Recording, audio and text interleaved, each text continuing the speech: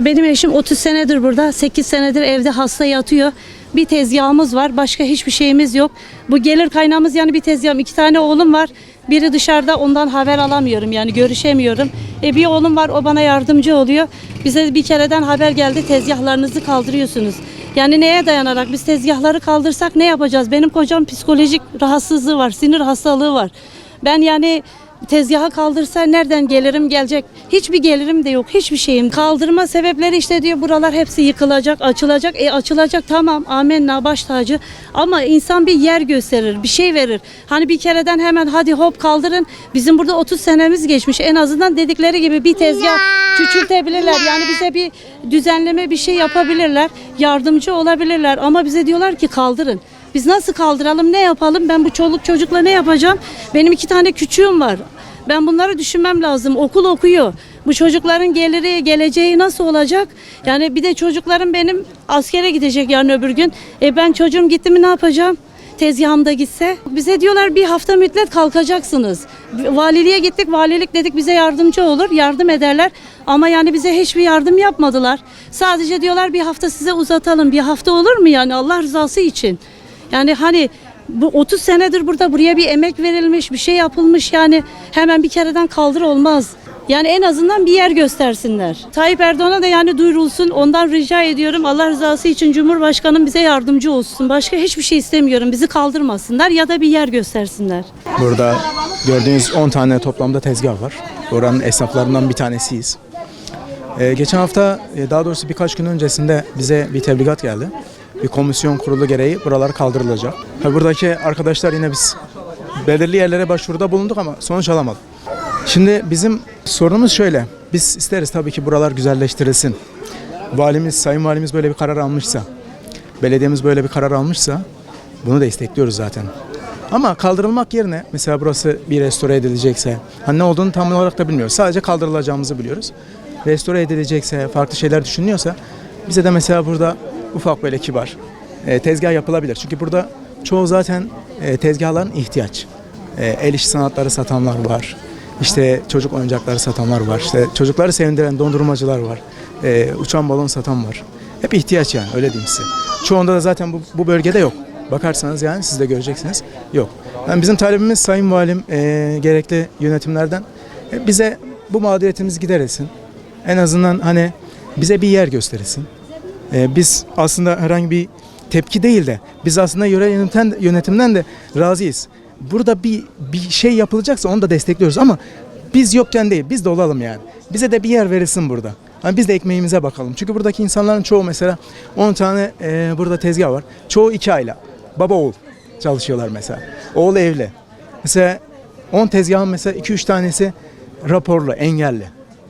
Engel olmayan sağlam ama mesela çocuğu engelli, yeğeni engelli. Yani hepsi ihtiyaç sahibi diyebilirim. Çoğu ihtiyaç sahibi yani. Bizim talebimiz, ricamız bize yardımcı olunursa, ümidimiz var, yardımcı olunacağını düşünüyoruz. Siz de geldiniz, sağ olun. Bize yardımcı olunursa seviniriz. Biz hemen hemen 30 senedir biz buradayız. Eşim 30 senedir burada. 5 senedir eşim gelmiyor. Eşim hasta, sinir hastası, ilaç kullanıyor, evde yatıyor. Ben 4 tane çocukla tezgaha kaldıracağız. Ben ne yapacağım? Nasıl geçindireceğim? Vali dedi kaldıracağız. Bir yetki bir şey yok, vermiyorlar da. Bir hafta süre verdiler ama ben bir haftanın içinde ne yapacağım? Bu çoluk çocuk da neden geçirendireceğim ben? Vali söylemiş, şeyler de gelmiş, zabıtalar da gelmiş. Ben ne yapacağım yani? Bir iş yok, bir şey yok. Biz ne yapacağız? Bari bir yer verseler ona da razıyız ama yer de vermiyorlar. Ne yapacağız biz? Bu 4 çocuktan yani nasıl edeceğiz? Çocuklar hep küçük.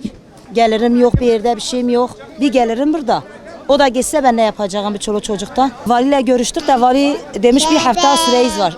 Ne yapacağız yani bir 4 çocuktan bir iş yok bir şey yok ne yapacağız? Bari bize bir yer verseler ona da razıyız. Ben de diğer tezgahçılar gibi burada tezgahçılardan biriyim.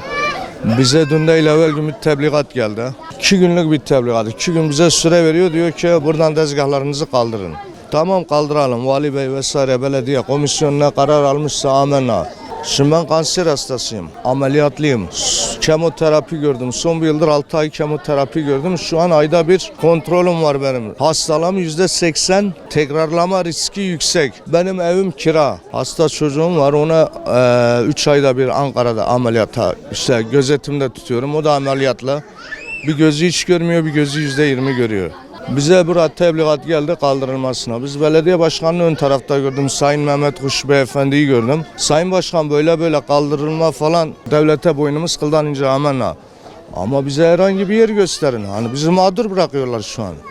Üvey evlat muamelesi görüyoruz. Herhangi bir şekilde bir yer gösterilmiyor. Herhangi bir iş imkanı sağlanmıyor. Kapatın yeri. Tamam da kardeşim benim kiramı sen mi vereceksin? Benim çoluk çocuğumun nafakasını, harçlığını sen mi vereceksin? Kapattım tamam. Kaldır dedin kaldırdım. Bana iş imkanı göstermiyorsun, yer göstermiyorsun. Ben kanser hastasıyım. Ne yapayım? Ne yapmam gerekiyor? Ya hırsızlık yapacağım ya başka bir iş yapacağım. Bu işin sonu bu yani. Yetkililerden taleplerimiz nedir? Bizi kaideye alsınlar. Hani üvey evlat muamelesi göstermeyi bıraksınlar. Üvey evlat muamelesi görüyoruz. Dıştaki tezgahları değiştirmişler.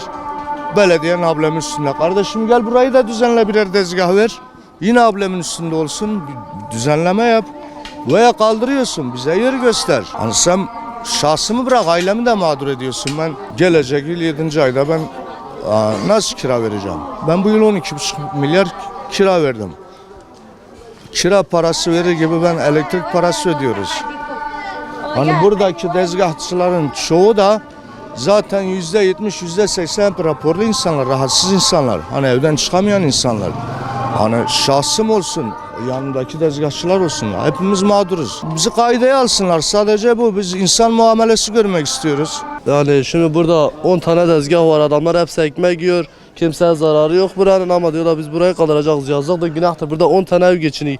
10 tane de eleman var. Abla şimdi hepsi nereye gidecek? Abi kaldırma diyorlar ki sosyal alanı açıyoruz. Sosyal alan yani burası bir yeri kapatmıyor ki zaten. Yani burada uçarak gitmiyor kimse millet. Hani vallahi olmaz yazık günah. Burada bak çoğu geliyor. Eşi hasta olan ablalarımız var. Ablamız var. Burada işine bakan arkadaşlarımız var. Bir tane sakat abimiz orada marangoz işi yapıyor yani. Olmaz böyle. Kaldırmazsa millet burada ekmek yiyor, ekmek teknesine bırakın kalsınlar.